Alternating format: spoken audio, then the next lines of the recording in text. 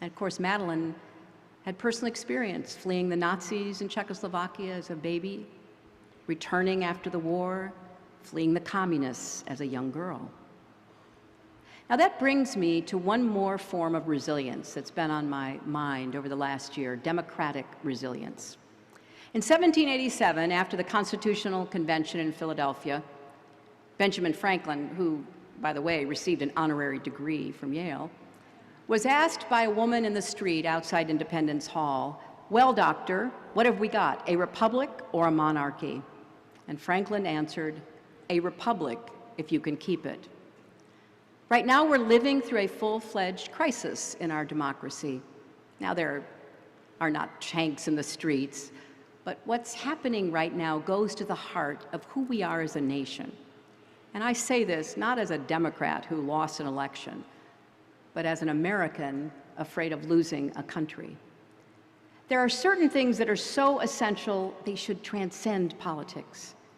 Waging a war on the rule of law and a free press, delegitimizing elections, perpetrating shameless corruption, and rejecting the idea that our leaders should be public servants undermines our national unity.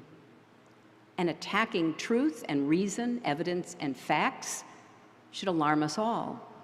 You and your parents have just paid for a first-class, world-class education. And as Yale history professor Timothy Snyder writes in his book on tyranny, to abandon facts is to abandon freedom. If nothing is true, then no one can criticize power because there is no basis upon which to do so. If nothing is true, then all is spectacle. I think Professor Snyder, both in that book and in his new one, The Road to Unfreedom, is sounding the alarm as loudly as he can. Because attempting to erase the line between fact and fiction, truth and reality, is a core feature of authoritarianism.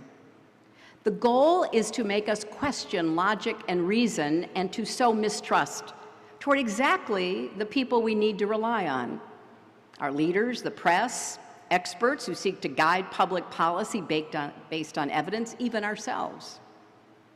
Just this week, former Secretary of State Rex Tillerson said, "If our leaders seek to conceal the truth, or we as people become accepting of alternative realities that are no longer grounded in facts, then we as American citizens are on a pathway to relinquishing our freedom." Perhaps a tad late, but he's absolutely right. So how do we build democratic resilience? I think it starts with standing up for truth, facts, and reason, not just in the classroom and on campus, but every day in our lives. It means speaking out about the vital role of higher education in our society to create opportunity and equality. It means calling out actual fake news when we see it, and supporting brave journalists and their reporting, maybe even by subscribing to a newspaper. Now, most of all, as obvious as it seems, it means voting in every election, not just the presidential ones. So yes, these are challenging times for America, but we've come through challenging times before. You know, I think back to the night Barack Obama was elected president. Many of us, so many of us, were jubilant. Even I, who had once hoped to beat him, was ecstatic. It was such a hopeful moment. And yet, in some ways, this moment feels even more hopeful, because this is a battle-hardened hope, tempered by loss and clear-eyed about the stakes.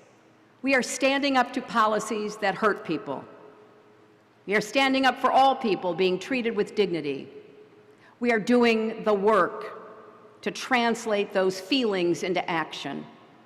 And the fact that some days it is really hard to keep at it just makes it that much more remarkable that so many of us are, in fact, keeping at it. It's not easy to wade back into the fight every day, but we're doing it. And that's why I am optimistic, because of how unbelievably tough Americans are proving to be. I've encountered lots of people in recent months who give me hope. the Parkland students who endured unthinkable tragedy and have responded with courage and resolve, the leaders and groups I've gotten to know through Onward Together, an organization I started after the election to encourage the outpouring of grassroots engagement that we're seeing. Everyone who is marching, registering voters, and diving into the issues facing us like never before, some for the very first time in their lives. And I find hope in the wave of women running for office and winning, and hope in the women and men who are dismantling the notion that women should have to endure harassment and violence as a part of our lives. So we have a long way to go. There are many fights to fight, and more seem to arise every day. It will take work to keep up the pressure, to stay vigilant, to neither close our eyes nor numb our hearts or throw up our hands and say, someone else take over from here. Because at this moment in our history, our country depends on every citizen believing in the power of their actions, even when that power is invisible and their efforts feel like an uphill battle. Of every citizen voting in every election, even when your side loses. It is a matter of infinite faith, this faith we have in the ability to govern ourselves, to come together, to make honorable, practical compromise in the pursuit of ends that will lift us all up and move us forward. So yes, we need to pace ourselves, but also lean on each other, look for the good wherever we can, celebrate heroes, encourage children, find ways to disagree respectfully. We need to be ready to lose some fights, because we will. As John McCain recently reminded us, no just cause is futile, even if it's lost. What matters is to keep going, no matter what, keep going.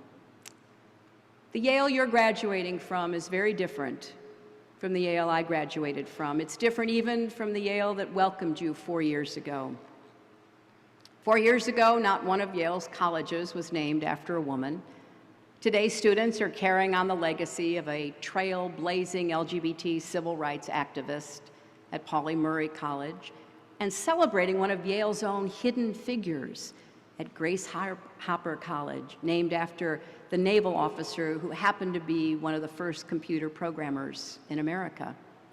Those changes didn't happen on their own. You made them possible. You kept fighting, you kept the faith, and because of that, in the end, you changed Yale as much as Yale changed you. And now it's time for you to make your mark on the world. I know the best for you, for Yale, and for America is yet to come, and you each will have a role to play and a contribution to make. Thank you, and congratulations to the class of 2018.